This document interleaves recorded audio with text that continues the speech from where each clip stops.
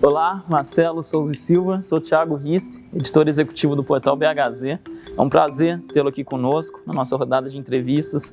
Vamos entrevistar todos os 15 candidatos à Prefeitura de Belo Horizonte. Já é uma tradição do BHZ, a gente fez isso nas últimas eleições, só que desta vez é um pouco diferente. A gente saiu da nossa redação, do nosso estúdio, porque a gente fez questão de ter essa conversa, essa entrevista presencialmente, né? Uma questão técnica de áudio, de vídeo, mas também nada substitui esse olhar, esse olho no olho, e nada mais seguro do que aqui no auditório da Faculdade Pitágoras. Por isso a gente saiu da nossa casa e veio aqui para não colocar nossa saúde em risco. Muito obrigado pela sua participação. Obrigado a você, obrigado às pessoas que assistem e que vêm e acompanham o portal BHZ, importante veículo de comunicação da nossa cidade. Estou aqui a inteiro dispor para a gente fazer esse bate-papo interessante sobre a nossa cidade, sobre as questões que afligem todos nós e quais são as propostas que nós viemos trazendo para que possa melhorar cada vez mais a cidade de Belo Horizonte.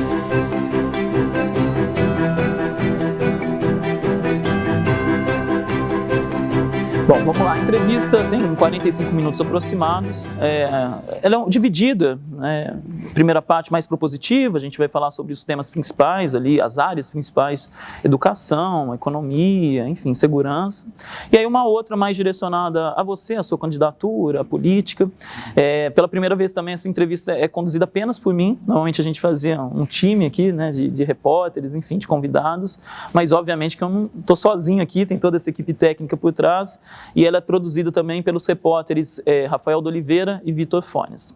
Bom, vamos lá, vamos começar a economia, sua praia, sua área. Você foi muito crítico, né, à prefeitura, à gestão atual do Calil. Eu queria que você começasse de uma forma objetiva, resumida, porque a gente já ouviu bastante o seu pensamento, mas um pouco o que você acha que poderia ter sido diferente e o principal aí sim, o que você vai fazer de diferente caso seja eleito, mesmo com esse cenário incerto, né? Ainda de incerteza, a gente não sabe se a gente está numa onda ainda, se vai ter uma outra onda, se terminou a primeira onda.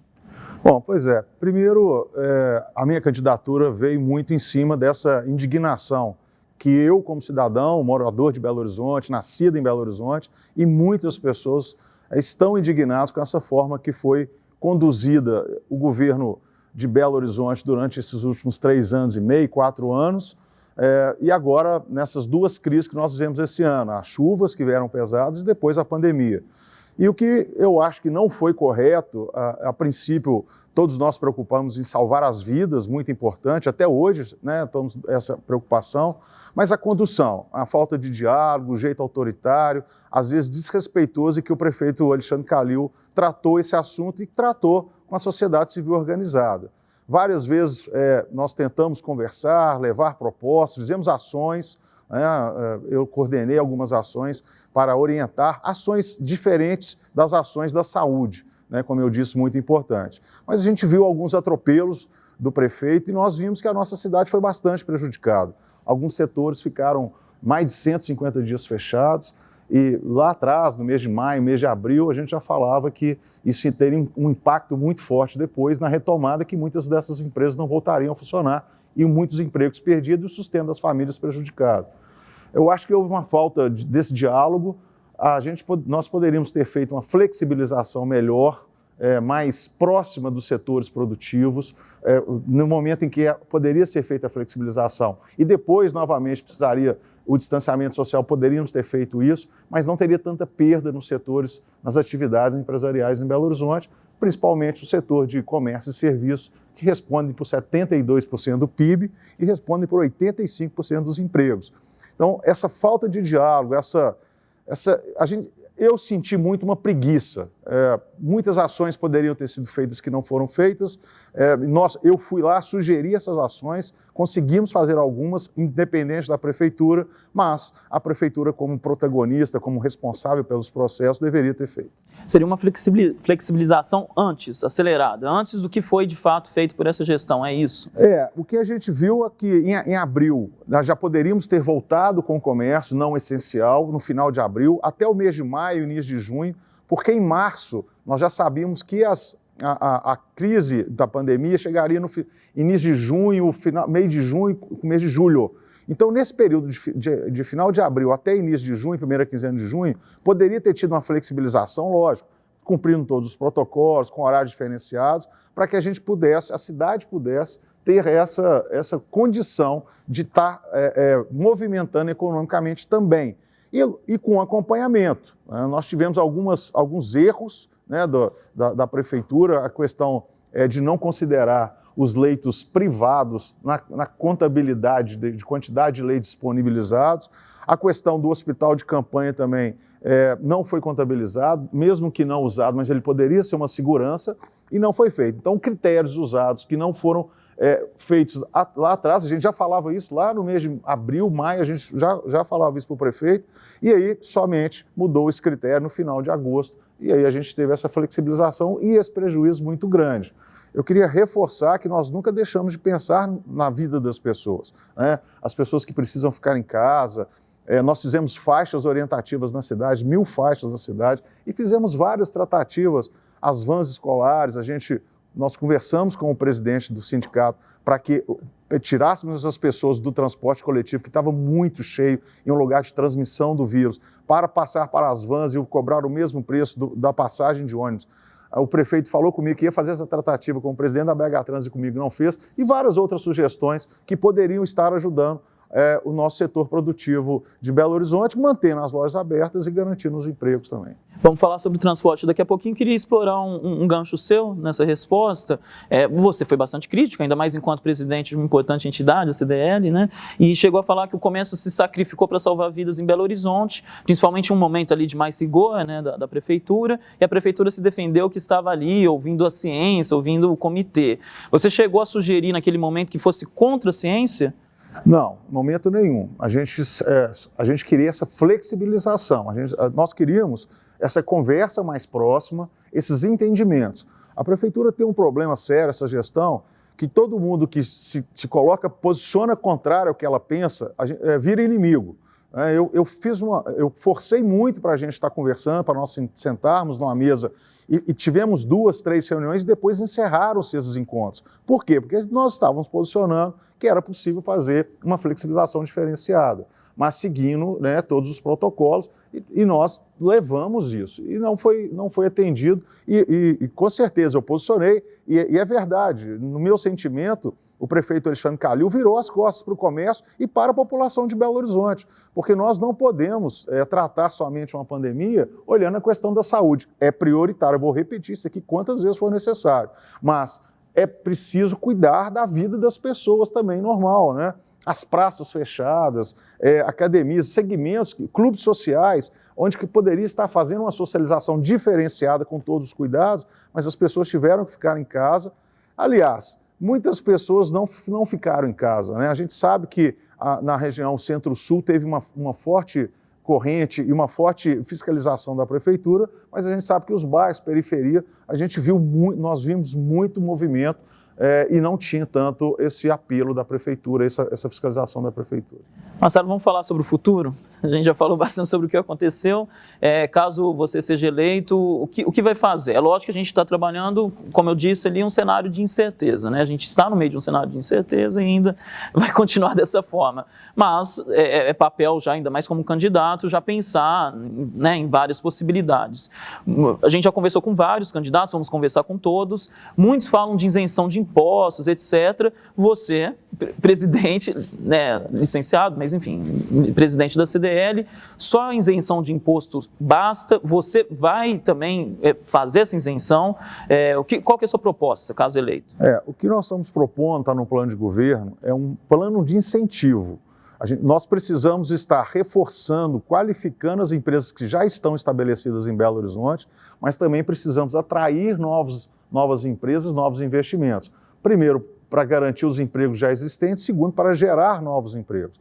Esse plano de incentivo, ele prevê, sim, algumas isenções, e eu reforço isso toda hora, dentro do princípio da legalidade, temos que olhar com muito cuidado como que podemos dar essa isenção e como que nós vamos compensar essa forma de arrecadação.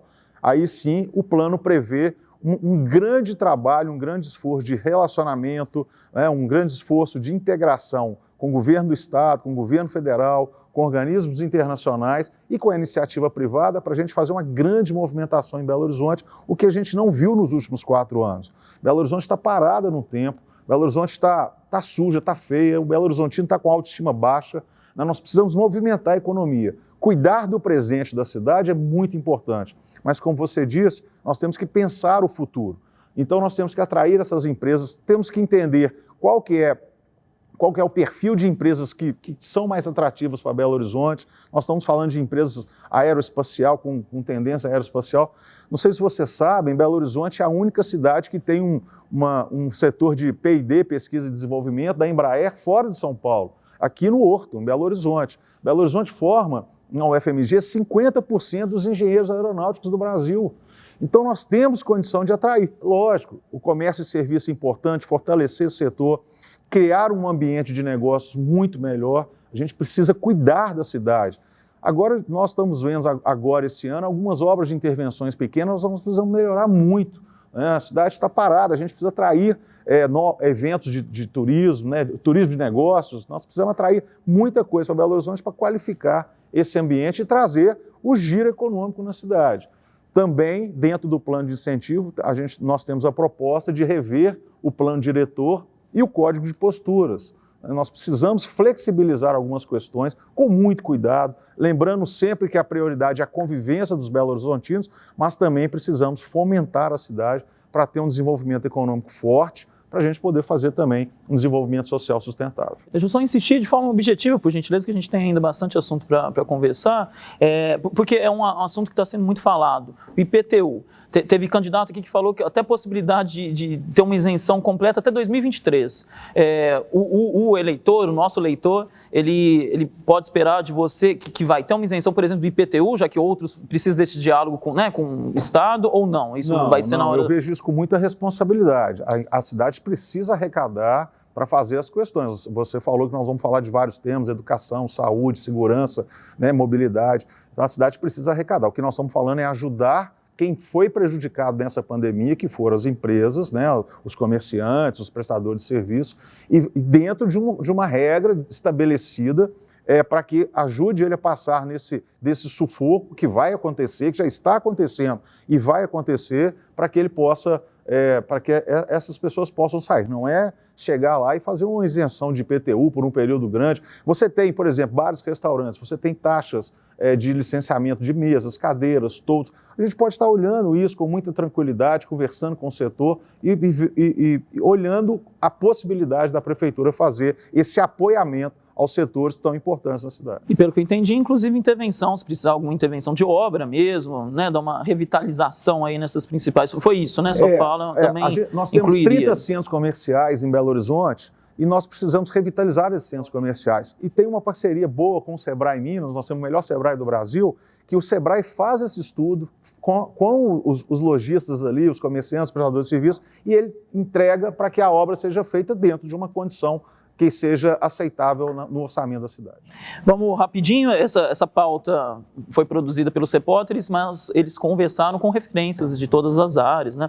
E aí aqui eu vou reproduzir uma dessas referências, um pouco economia, bastante moradia, é a Maria Cristina Bove, né? Uma referência aí, ela representa a Pastoral da Rua, sobre essa questão de moradia.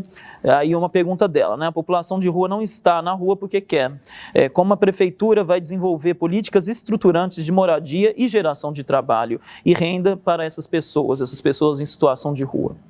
Eu tenho a certeza que, para dar dignidade, as pessoas que estão na situação de rua, ela tem que ter dignidade, ali não é um lugar digno delas estarem. Eu fui secretário da Regional Centro-Sul, aqui em Belo Horizonte, nós tínhamos um relacionamento, uma tratativa muito próxima com as pessoas em situação de rua, que não era a minha função social, mas a gente tinha que ter a garantia de um ambiente aceitável ali para todos conviverem. E nós percebemos que poucas ações certeiras, você pode ajudar bastante essas pessoas. Então, na minha ideia e no nosso plano de governo, e eu vou fazer isso, nós precisamos fazer uma grande articulação, e a prefeitura tem que ser a protagonista, para nós fazermos uma ação forte. Então, nós temos que ter a prefeitura, a sociedade civil organizada, as igrejas que já fazem um belo trabalho, a Ministério Público, a própria Polícia Militar, que tem grande interesse, porque os moradores de situação de rua atraem muita criminalidade. Então, nós podemos fazer uma força conjunta para fazer um grande esforço. E eu até fiz a sugestão que deixasse o hospital de campanha para fazer o acolhimento dessas pessoas, identificar essas pessoas, quais são os problemas e fazer o encaminhamento correto, efetivo dessas pessoas. Garanto para você que muitas dessas pessoas podem ser acolhidas, podem ser trabalhadas ou dada uma qualificação para que elas possam trabalhar. E a sociedade quer fazer isso, quer ajudar. Como você disse, eu sou presidente, licenciado da CDL, nós já fizemos várias ações de apoio. Então precisamos fazer esse esforço e precisamos olhar, primeiro momento, o aluguel social, precisa ser reforçado em nossa cidade para dar garantia de moradia para essas pessoas e depois a questão habitacional, que tem uma defasagem grande na nossa cidade. Eu fiz uma sugestão, nós temos uma dificuldade muito grande para a questão habitacional, porque Belo Horizonte o território é pequeno e ele já está 92% ocupado. Quando você precisa de alguma área é muito caro, então a prefeitura não consegue viabilizar. Mas nós temos cidades ao entorno, municípios vizinhos, que têm áreas disponíveis. Nós podemos fazer uma tratativa, e aí tem que envolver o governo do estado, a Agência Metropolitana de Desenvolvimento. Então tem que ter uma articulação muito forte, uma conversa muito forte, para que a gente possa fazer essas unidades habitacionais em municípios, lógico, com a estrutura, com acompanhamento, e ver qual a contrapartida que o município de Belo Horizonte terá que fazer nesse outro município. É uma ideia, nós já sugerimos isso, mas ninguém nunca buscou um caminho desse, e eu acho que nós vamos conseguir sim, na proposta nossa, com muita firmeza, diminuir esse déficit habitacional em Belo Horizonte. Agora, é muito importante, em 4 anos é muito difícil fazer as coisas, mas se você não começar, não fizer a sua parte nos 4 anos, os próximos 4 anos, 8, 16 anos, não vão ser muito difíceis. Então, cada um fazendo a sua parte ali, buscando esse caminho, essa solução, eu acho que fica bom. Mais uma vez, de forma objetiva, por gentileza, Marcelo, por causa do nosso horário, nosso tempo, mas como seria esse aluguel social? O aluguel social já existe, Você tira a pessoa da rua, ou as pessoas que precisam socialmente não conseguem ficar naquela moradia que ele está, você tem um aluguel social no local adequado, tem toda uma tratativa pela Secretaria Social, de Desenvolvimento Social, e ela identifica essas pessoas e coloca essa pessoa durante um período e a prefeitura banca esse aluguel social. E nós podemos fazer isso parcerizando, inclusive, com o setor privado. Podemos chamar o setor privado. É por isso que eu falo, tem que tirar a bunda da cadeira, tem que ir lá, conversar, articular, dá trabalho, mas a solução é sempre boa e sempre eficiente. Vamos para a educação, também um outro tema importantíssimo aí nessa pandemia, Já é importante em qualquer situação, na pandemia ficou potencializado. Queria um pouco a mesma proposta em relação ao comércio, mas de forma rápida, um pouco como foi a postura na sua avaliação da prefeitura, que foi uma postura firme, inclusive indo à justiça, para impedir essa volta às aulas. O Calil aqui disse que está descartada a volta às aulas ainda neste ano, a gente já está em meados de outubro, já quase no fim de outubro, mas principalmente quero saber de você no futuro, dado mais uma vez esse cenário de incerteza. Na sua gestão, é garantida a volta às aulas, independentemente de vacina ou não, no primeiro semestre do ano que vem? Eu sou a favor da volta às aulas imediatamente. Eu acho que, lógico, gente, com todo o protocolo, com todos os cuidados, acompanhando o que está acontecendo nas escolas. A sugestão lá atrás, em agosto, nós sugerimos que voltasse às aulas. Podia fazer uma escola primeiro, uma escola municipal primeiro, e aplicasse o protocolo e acompanhasse o resultado, o que estava acontecendo, quais foram os pontos positivos e negativos. Então, eu sou a favor. E no começo do ano, na minha gestão, eu vou fazer um plano emergencial para que essas crianças que perderam a aula recuperem esse tempo perdido, para que não percam no seu crescimento esse ensinamento que deveria ter sido feito esse ano e que a pandemia não deixou. Então eu sou a favor e imediatamente nós vamos voltar com esse plano emergencial, voltando com as escolas integrais e integradas também, fazendo muitas atividades nesse contraturno em que as crianças e adolescentes consigam recuperar esse tempo perdido. O Calil disse aí nessa cadeira que já tem 14 milhões disponibilizados para a educação. E esse montante, boa parte dele, não foi exato sim a quantia, mas boa parte dele vai ser usado para intervenções de obra mesmo, intervenções físicas nas unidades educacionais, caso não tenha vacina, né, continue esse cenário, e ele também avalia que precisa voltar, ao contrário de você, não esse ano, no ano que vem. Você acha que é nesse caminho mesmo, as unidades já existentes precisam de intervenções para minimizar o risco de contágio, e você avalia que precisa novas construções, novas escolas, ou não é esse o caso? Também. Nós precisamos estruturar melhor, fazer uma infraestrutura melhor nas escolas já existentes e precisamos construir. Nós sabemos, aqui já foi falado por todos, nós tínhamos um caminhar com as escolas, as EMEIs hoje, as escolas infantis, de construção de novas escolas. Nós paramos, aquele volume que tínhamos, fizemos, nessa gestão do Alexandre Calil só foi feito 3 escolas infantis e precisamos dar essa continuidade. Então a infraestrutura é necessária tanto para as escolas que já estão em funcionamento, que já existem, quanto como a construção de novas escolas. Precisamos, eu acho que a parceria público-privada é uma parceria de sucesso, lógico, dentro das atualizações necessárias, dos estudos necessários, mas é isso que nós vamos fazer. E esse protocolo, agora, o mais importante é discutir, é colocar os professores discutindo, os pais de alunos, os próprios alunos, e nós chegarmos nessa conclusão melhor possível para ter essa volta das aulas. Rapidinho, eu vou aproveitar exatamente seu gancho aqui com uma outra, uma outra profissional da área. Tem uma ideia até no seu plano, nos seus projetos já de quantas escolas, pelo menos, precisam ser construídas? Nós vamos ter uma dificuldade quando eu falo em salvar a economia por isso. Nós vamos ter que olhar o orçamento da cidade, porque mesmo com a parceria, você tem um investimento do município. Então teremos que olhar com muita calma o que vai ser prioridade, mas eu acho que cerca de 10 escolas, no mínimo por ano, é necessário na cidade. Perfeito. Bom, vou reproduzir aqui a pergunta da Valéria Morato. Ela é a presidente, a diretora do Sindicato dos Professores de Minas Gerais. A pandemia desnudou a necessidade de ensino presencial. Existem muitas propostas de protocolos de retorno, mas nenhum deles fala da implicação do retorno às aulas na vida dos trabalhadores da educação, e não em relação aos alunos, mas os profissionais, como professores e professoras. O que você propõe em relação a isso? Como garantir a segurança também dos profissionais? Isso é muito importante. No nosso plano de governo, você vai ver em todas as áreas, a gente vai falar muito da tecnologia, do uso da tecnologia. É isso que ela está questionando ou está colocando. Nós não vimos uma preparação que já poderia ter sido iniciada há mais tempo do uso da tecnologia a favor não só dos alunos, mas também dos profissionais da área de educação. No plano de governo, a gente já tem a previsão da qualificação constante do quadro de trabalhadores, de profissionais da área da educação e o uso da tecnologia. Nós temos uma tratativa em Belo Horizonte com relação às antenas de telefonia, que é uma legislação que está ultrapassada na nossa cidade e que as operadoras querem fazer o 5G. Eu estou dando a sugestão e vou fazer isso no meu governo para que faça a tratativa com essas empresas e que elas deem o suporte na educação e na saúde para essa necessidade da tecnologia que nós precisamos. Nós, os alunos, os professores, até as famílias que mais precisam, nós podemos fazer essa parceria. Eu vou fazer isso com muita tranquilidade, porque eu sei relacionar poder público com poder privado e a gente buscar o melhor benefício para a cidade. Mas seria inclusive para levar essa tecnologia para as famílias, seria para as periferias de BH, algo assim? Você tem famílias que necessitam, esse é um problema, porque senão é muita gente e aí você não viabiliza o projeto.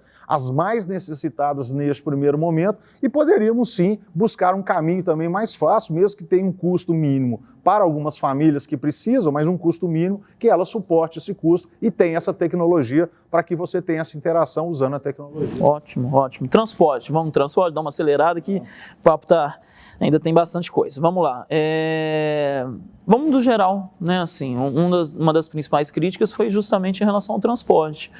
A prefeitura teve um pulso muito firme, já foi falado aqui nessa nossa entrevista, fechou o comércio, fechou a cidade, só que os trabalhadores foram obrigados a se colocar em risco no transporte público. Ele falou em 2 entrevistas aqui pra gente, lá no meados, em junho, julho, e aqui também, que não tem solução, que inclusive ele estava aberto para ouvir soluções. Tem solução, Marcelo? Olha, eu já falei aqui que gostaria de repetir, tem soluções sim. Nós fizemos a tratativa com os presidentes do Sindicato das Vans Escolares, que estavam e estão ainda sem receber, né, sem ter remuneração, o trabalho deles está parado. E foi muito bem aceito por eles nós oferecermos as vans para fazer o transporte público naquele momento.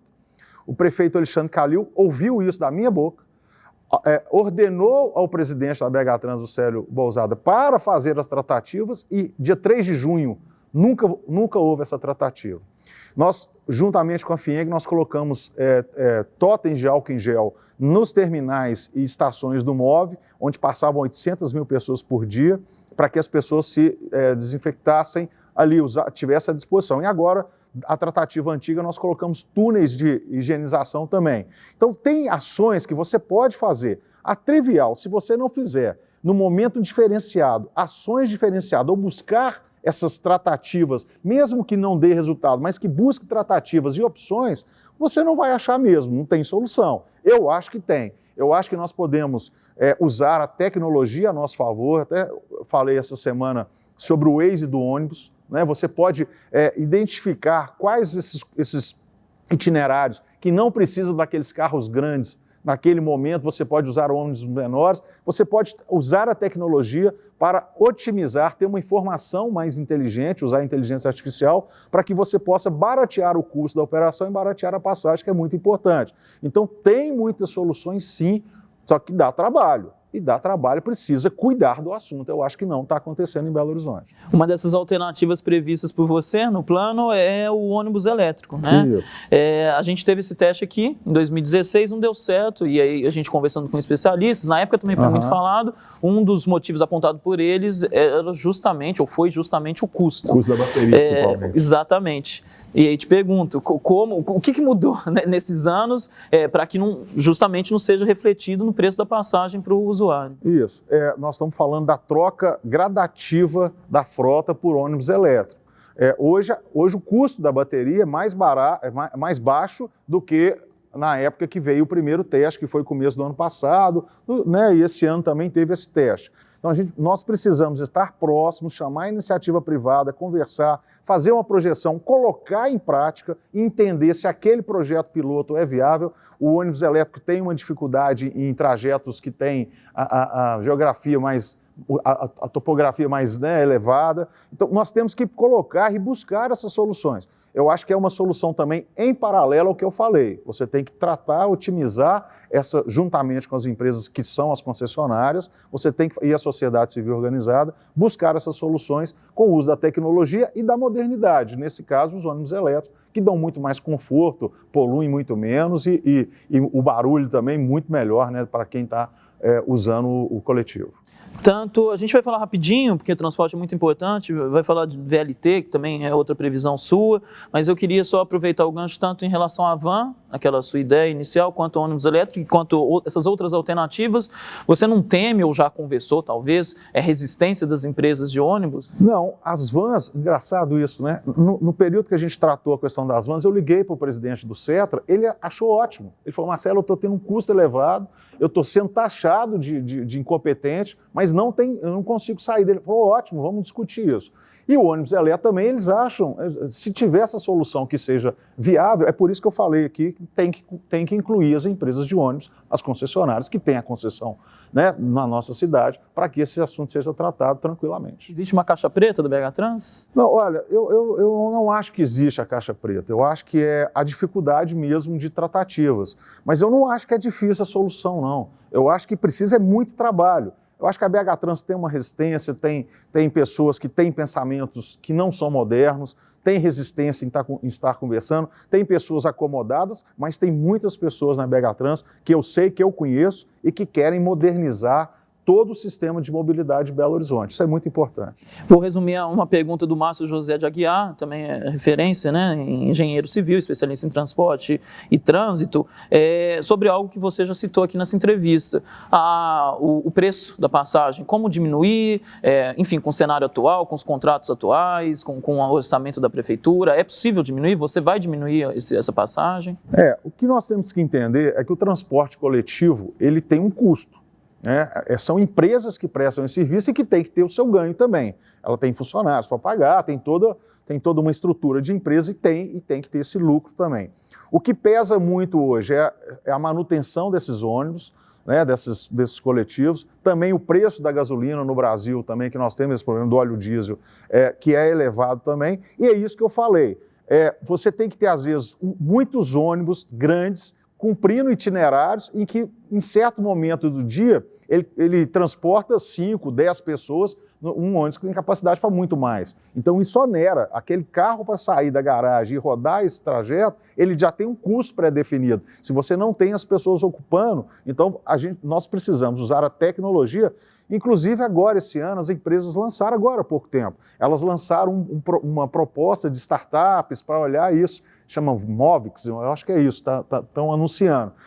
Isso já deveria ter sido feito há muito tempo, né? Belo Horizonte é um celeiro de startups, Belo Horizonte tem uma referência enorme em startups, em empresas de tecnologias, de TI, então nós já há muito tempo precisávamos fazer isso. Mas eu acho que se não tivermos, tenho certeza, que a prefeitura precisa ser protagonista nisso. A prefeitura não pode ficar acomodada e achar que a solução é só de enfrentamento, de mudar contrato, tem que ajudar a buscar essa solução também. Vou pedir para você ser objetivo, vou fazer um combo só para a gente finalizar o transporte, tem outros, enfim. VLT, monotrilho, linhas 2 e 3 do metrô, corredores, inclusive aí um combo, tá? Vai ser difícil, mas só uma pincelada. Pode ficar corredor, a gente já teve uma experiência aqui com corredor, que inclusive atingiu os comerciantes ali, não foi bacana. Pedro II. Exatamente, na Pedro II. E Uber, vai regulamentar de vez, vai taxar? Olha, são perguntas complexas, né? São respostas complexas, eu vou ser rápido. VLT, monotrilho, metrô. Isso tem que fazer um grande esforço com o governo estadual, né? A Agência de Desenvolvimento Metropolitano, porque isso envolve as outras cidades, para que esteja esses modais integrados, mas o investimento é pesado, organismos internacionais e até iniciativa privada. Isso tem que ter uma tratativa que não pode parar. E o não pode parar é estar próximo da onde precisa buscar esse recurso, principalmente do governo federal, que nós não vemos o prefeito Alexandre Calil fazendo essa mobilização. A questão dos corredores para ônibus, nós estamos sugerindo e nós vamos fazer os corredores da Avenida Amazonas e da Pedro II, corredores centrais. O comércio de Belo Horizonte, o serviço, é muito prejudicado quando você tem na lateral as pistas exclusivas de ônibus, porque você tem uma dificuldade das pessoas acessarem essas lojas. E como eu disse, nós precisamos incentivar essas lojas já existentes e novos investimentos em Belo Horizonte. O Uber, quanto menos a interferência do setor público, melhor, né? Mas a gente tem essa discussão, ela tem que estar acontecendo. Nós temos muitas pessoas que usam Uber e que são eficientes, que são bons profissionais, mas temos também algumas pessoas, como em todos os setores, nós temos alguns motoristas de Uber também que precisam de alguma qualificação e temos que entender como que é isso e como que o setor público pode até ajudar. Não é nem atrapalhar, não, é para melhorar o serviço. Eu acho que é possível a gente ter essa tratativa. Esqueci alguma coisa? Não, foi bem. Tá ótimo. Vamos lá, uma pergunta rapidinho, que é importante, do repórter da TV Alto V, um veículo de comunicação do Alto Veracruz. Emerson Silva, o nome dele. Todas as favelas de BH produzem muito entulho. O pessoal está sempre construindo, isso na visão dele, né? Trocando móveis e gera muito lixo. BH tem poucos centros de reciclagem de lixo. A região do Taquari, o Grande de Freitas e Alto Veracruz, por exemplo, não tem o RPV, né? Unidades de recebimento de pequenos volumes, e isso aumenta os pontos de lixão. Como você vai atacar esse problema? Foi uma sugestão que veio numa visita que eu fiz lá no bairro do Conjunto Liberdade, que é no Barreiro, um conjunto habitacional muito sofrido. Nós estamos propondo, e eu vou fazer isso, nós vamos colocar uma coordenadoria de vilas e favelas em cada regional. Primeiro, nós vamos voltar com a autonomia das regionais em Belo Horizonte, que perdeu-se a autonomia e que eu vivi isso, nós tínhamos um trabalho muito forte, que era todas as boas práticas de alguma regional, replicava nas outras regionais, e isso dava muito sucesso, dava muito resultado. E aí nós vamos ter uma coordenadoria de vilas e favelas justamente para isso. Problemas pontuais das vilas e favelas nós vamos tratar pontualmente. E lógico que se tiver soluções para todas, vamos tratar também as boas práticas. precisa estar próximo. Nesse conjunto Liberdade, só para te dar um exemplo, eles não pediram nada demais. Eles pediram um corrimão numa rua que era muito íngreme, porque as pessoas caíam. Um esgoto que está estourado, por parte do esgoto que está estourado e fezes na casa das pessoas, e um vestiário num campinho de futebol, que eles falam, dá só o material, nós construímos. Então precisa estar mais próximo, entender esses problemas e buscar essas soluções. O nosso serviço de limpeza urbana também precisa melhorar. Eu sei que tem um pensamento da prefeitura de privatizar, não privatizar, mas fazer uma parceria público-privada. Pode ser importante, sim, eu também tenho essa linha de a limpeza urbana fazer uma parceria público-privada, mas dentro do modelo em que a prefeitura tem o cuidado de coordenar isso, monitorar essa solução.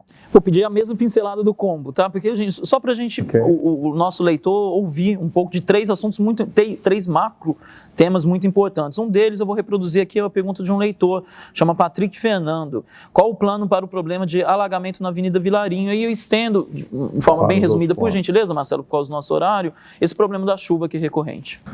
A chuva, não precisa ficar falando, todo mundo sabe, todo mundo buscando solução, mas são as bacias de retenção, né, que precisam fazer. Demorou muito. Quando se o prefeito Alexandre Calil, no primeiro ano, tivesse feito o que ele fez agora no último ano, né, recebido o projeto, feito o projeto corretamente, recebido o recurso, e não demoraria 30 meses, porque agora vão demorar 30 meses para ficar pronto, já estava pronto, praticamente pronto, a questão da Vilarinho. Outros pontos necessários, vários pontos que nós já conhecemos, Tereza Cristina, agora a Regional Centro-Sul também sofreu muito, né, as lojas, o comércio.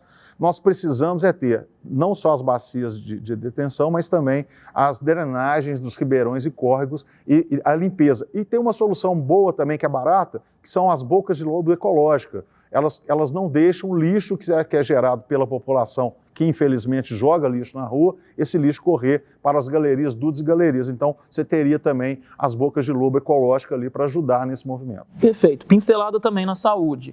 O grande problema mais voltado para o município, demora, né, realização de exames, né, de consultas. E aí algo que foi muito falado, e aí eu acho importante o eleitor e o leitor saber sua opinião, sobre a maternidade, Leonina Leonor Ribeiro. O Calil tinha prometido em 2016, aqui mesmo falou que não vai mais inaugurar, outros candidatos falaram que fazem questão de inaugurar, queria saber sua opinião. E o UPA Norte, a gente recebeu denúncias de agressão, de falta de equipamento, eu queria saber se vai ter um cuidado maior ali na estrutura, qual que é a sua visão quanto à UPA Norte, porque ela teve um papel grande nessa pandemia, né? Ela recebeu, foi inaugurada ali, ela recebeu um boom no meio da pandemia. Olha, maternidade municipal, com certeza, nós vamos fazer sim, é necessário. Nós temos maternidades filantrópicas em Belo Horizonte excelentes, Sofia Feldman faz um trabalho excelente, mas nós precisamos dar mais suporte à população de Belo Horizonte. Com relação à UPA Norte e todos os pontos de atendimento da saúde, nós precisamos melhorar a infraestrutura para quem está sendo atendido e para quem trabalha. Esse é um grande problema. E nós precisamos ter equipamentos adequados. Quando eu falo de infraestrutura, é infraestrutura física, equipamentos, materiais e qualificação constante desses profissionais. E, principalmente, usar a tecnologia para o melhor atendimento. Até hoje, a gente não tem um prontuário eletrônico das pessoas, né, dos cidadãos, e nós precisamos também acompanhar com a tecnologia as consultas dessas pessoas, saber como foi atendido e também zerar ou reduzir bastante a fila dos exames especializados e das cirurgias eletivas. Nós conseguimos fazer isso com essa parceria com o setor privado, vamos conseguir fazer isso com o setor privado, a rede hospitalar privada, hospitais filantrópicos, muito importante, nós temos hospitais filantrópicos de excelente qualidade em Belo Horizonte e fazendo horário de atendimento diferenciado, principalmente horário noturno, para que a gente diminua bastante e as pessoas sejam atendidas nessas questões dos exames especializados e das cirurgias eletivas. Bem rápido, por gentileza, já estamos na reta final, já está acabando. Guarda, vai desarmar? Vai continuar esse armamento? Não, a Guarda armada, continua armada, qualificando mais ainda, colocando equipamentos melhores para a Guarda e fazendo uma estrutura de inteligência, o uso da tecnologia para a inteligência artificial para melhorar a questão de segurança em Belo Horizonte, mas também sendo responsabilidade da prefeitura a poda de árvores que deixam ambientes escuros e propícios à criminalidade, a questão da limpeza urbana que você citou, a questão de entulhos, locais muito deteriorados que trazem as pessoas em situação de rua. Nós temos muitas ações que a prefeitura, com as suas outras secretarias, podem estar fazendo, que vão ajudar muito na segurança e uma integração maior dentro do COP com a Polícia Militar, a Polícia Civil, bombeiros e os outros órgãos necessários para melhorar a segurança. Marcelo, provavelmente você foi a principal voz crítica aí, ao Calil, né? Sem ter também uma pegada negacionista, né? Presidente da CDL, importantíssima entidade aqui de BH, e agora está com ali 1% nas intenções de voto, não está conseguindo nem sair desse percentual nas intenções, pesquisas de intenções de voto. Você se arrepende de ter se lançado aí essa jornada, essa aventura? Não, estou muito feliz. Essa foi a proposta, nós trazermos essa opção para o eleitor, ter uma liderança de um setor tão importante em Belo Horizonte, que é o setor de comércio e serviço, uma participação efetiva, propostas para melhorar Belo Horizonte. Nós precisamos tirar Belo Horizonte desse marasmo que nós encontramos, nós precisamos movimentar economicamente, todos nós precisamos disso, não tem jeito. Se a cidade não tiver um desenvolvimento econômico forte, nós não caminhamos. E aí, eu sei que é difícil, né? Se tornar uma pessoa conhecida, a proposta agora é política, não é empresarial, mas nós temos essa visão da gestão eficiente e moderna. É isso que me incentivou a trazer essa proposta de ser candidato e trazer essa opção para os belo-horizontinos, para que nós possamos juntos tirar Belo Horizonte e salvar a economia. Esse é o primeiro ponto muito importante. Nós precisamos fazer uma gestão eficiente, moderna, para que a gente possa trazer Belo Horizonte de novo como referência nacional, né, no meio das capitais e da cidade de Belo Horizonte e até internacional também.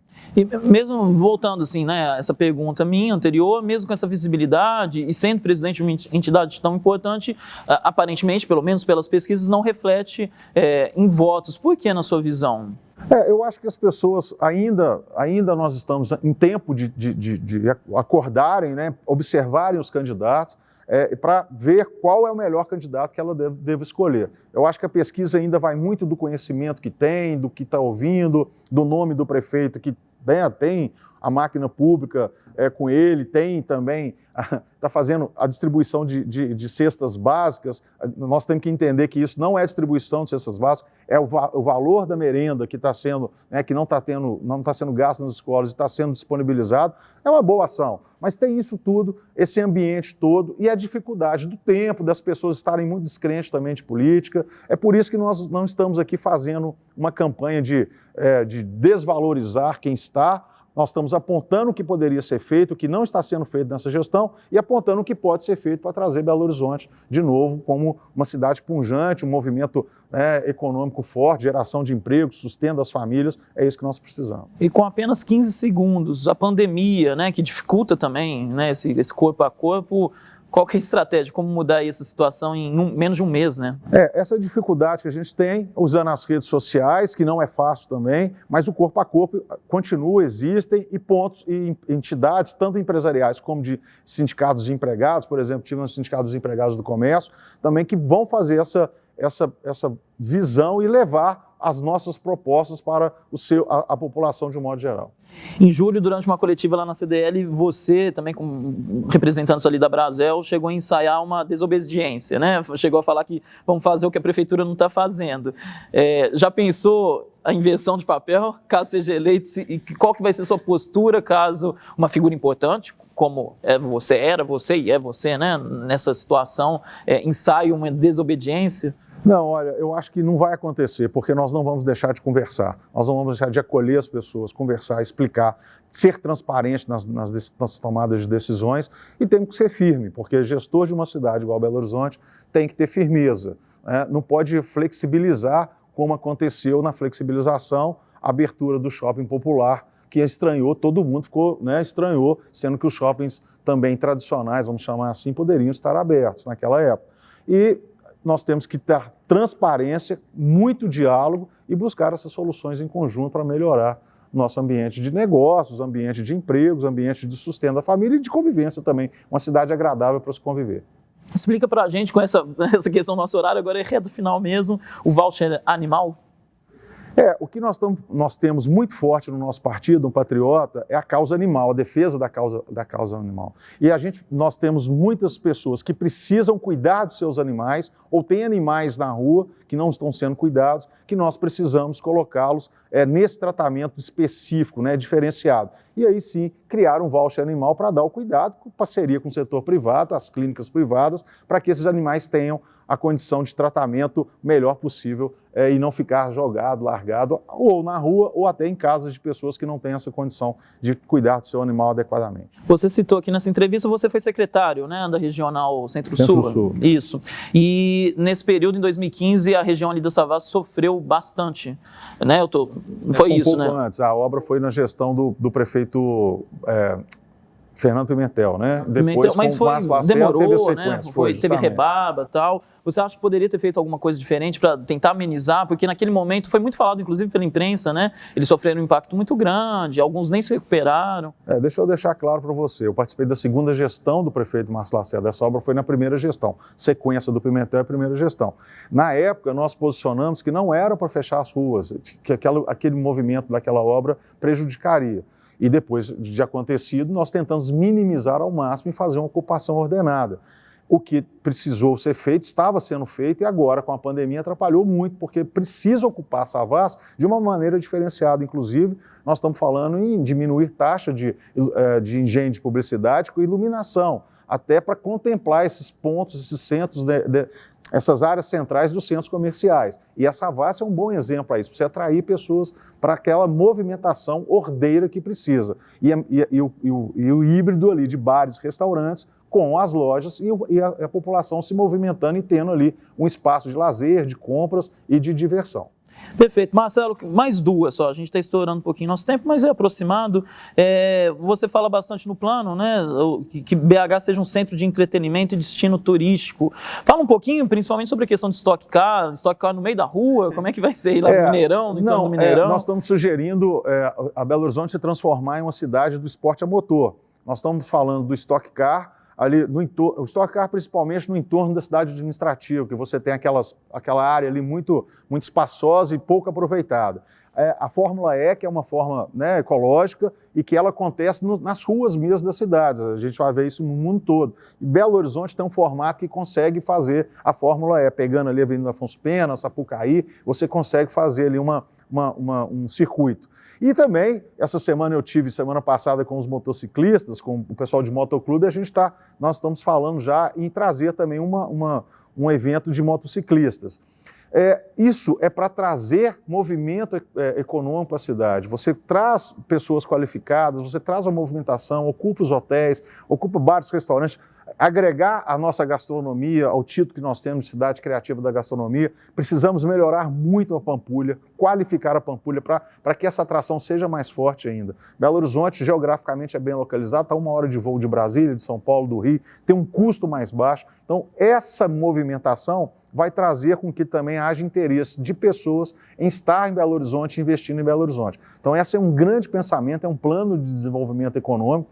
A gente está sugerindo uma agência de desenvolvimento econômico e uma agência de fomento também para trazer microcrédito e qualificação, principalmente para as micro e pequenas empresas. Então, o plano é bem ousado, mas é fácil não é complexo de você implementá-lo. Tem que ter muito trabalho e isso nós vamos fazer. Ótimo. Para finalizar, voltando mais a essa questão política de eleições, a única participação, primeira e única, foi lá em 2006. Isso. Pelo PFL, deputado estadual, teve menos de 3 mil votos, bem abaixo do último ali, 20 mil eleito, né? Por que esse ato e por que voltou, mesmo com esse histórico não tão bom? Olha, aquela foi um passo dado no setor da política, foi um momento que vivia Minas Gerais, Belo Horizonte, uma proposta de levarmos algumas falas, alguns registros nossos. Eu acho que foi muito bom, nós caminhamos. O meu perfil ele é muito mais executivo.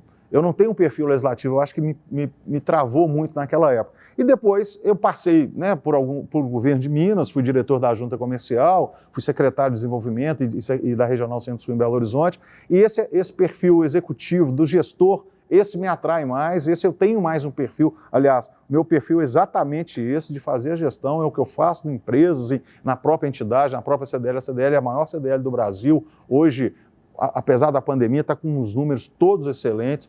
Então é isso. Eu acho que agora chegou o momento para a gente colocar mais uma vez essa proposta E muito interessante, muitas propostas que eu estava falando no começo das eleições já estão sendo faladas até pelo prefeito Calil. Então já está valendo, né? Já está valendo. Se os outros candidatos também já estão falando, se isso acontecer, já é no mínimo ótimo, mas com certeza no dia 1º de janeiro estaremos lá já para conduzir a prefeitura e fazendo muitas ações imediatas que Belo Horizonte precisa. Lógico que o seu objetivo principal é ser eleito, mas tem alguma meta que já te deixaria satisfeito, um percentual, algo assim, ir para o segundo turno? Não, o objetivo é esse, ser eleito, mas a caminhada é boa, o relacionamento é excelente, o conhecimento da cidade mais profundamente é melhor ainda, e eu acho que nós vamos ter Belo Horizonte, se os eleitores me agraciarem com os votos, nós vamos ter uma excelente gestão e o início de uma caminhada para Belo Horizonte ir para frente e para cima. Eu acho que é isso que precisamos. Estamos parados no tempo,